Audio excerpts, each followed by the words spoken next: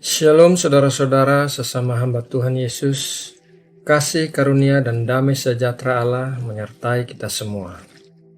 Sebelum memulai renungan ini, mari kita sama-sama berdoa. Bapa kami yang ada di dalam kerajaan sorga, kami domba-dombamu datang ke hadapanmu hari ini untuk mendengarkan suaramu, ya Gembala kami yang agung. Kami mau makan makanan rohani sehingga kami bisa dikuatkan untuk menjalani hari-hari kami dengan segala permasalahannya. Terima kasih ya Bapa. Dalam nama Tuhan Yesus Kristus kami berdoa. Amin.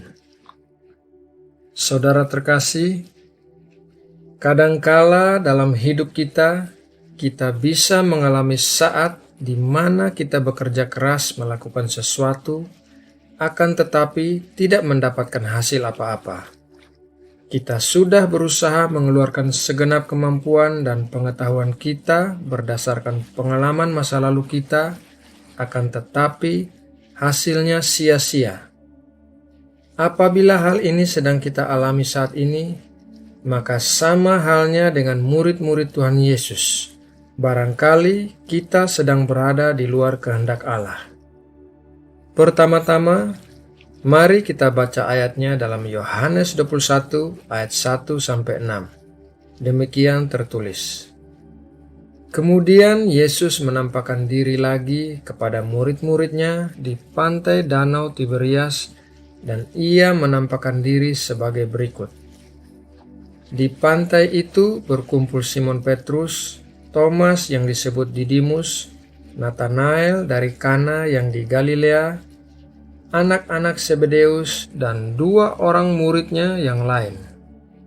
Kata Simon Petrus kepada mereka, "Aku pergi menangkap ikan."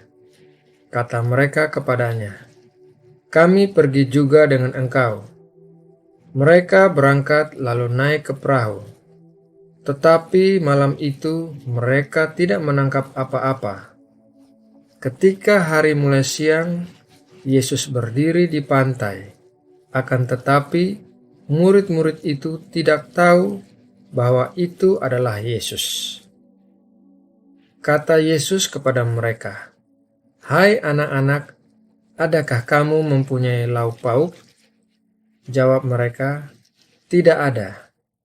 Maka kata Yesus kepada mereka, "Tebarkanlah jalamu di sebelah kanan perahu, maka akan kamu peroleh."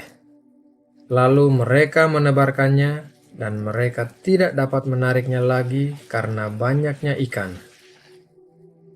Peristiwa yang baru saja kita baca adalah peristiwa penampakan Tuhan Yesus setelah kebangkitannya, namun sebelum naik ke sorga. Murid-murid bingung hendak melakukan apa sehingga mereka mengikut Petrus untuk mencari ikan. Akan tetapi, semalaman mereka tidak dapat menangkap apa-apa. Saudara terkasih, melakukan sesuatu pekerjaan selalu lebih baik daripada bermalas-malasan dan diam saja tidak melakukan apa-apa. Akan tetapi, apabila kita melakukan suatu pekerjaan yang bukan merupakan panggilan kita, maka kita tidak akan mendapat apa-apa. Seperti halnya murid-murid Tuhan Yesus, panggilan mereka bukanlah untuk menjadi nelayan lagi, tetapi mereka harus menyebarkan Injil ke segala penjuru dunia sesuai dengan panggilan mereka. Panggilan mereka adalah menjadi rasul-rasul yang akan meletakkan pondasi gereja-gereja dengan pengajaran mereka akan firman Tuhan. Setiap kita secara pribadi memiliki panggilan dari Tuhan. Ada yang dipanggil untuk bekerja di tempat sekuler atau perusahaan-perusahaan. Ada yang dipanggil untuk menjadi hamba Tuhan di ladang pelayanan.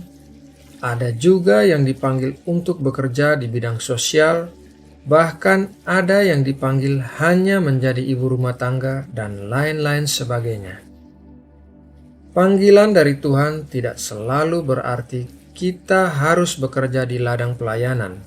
Akan tetapi, ada orang-orang yang dipanggil untuk bekerja sekuler sehingga dapat menopang pekerjaan Tuhan di ladang pelayanan.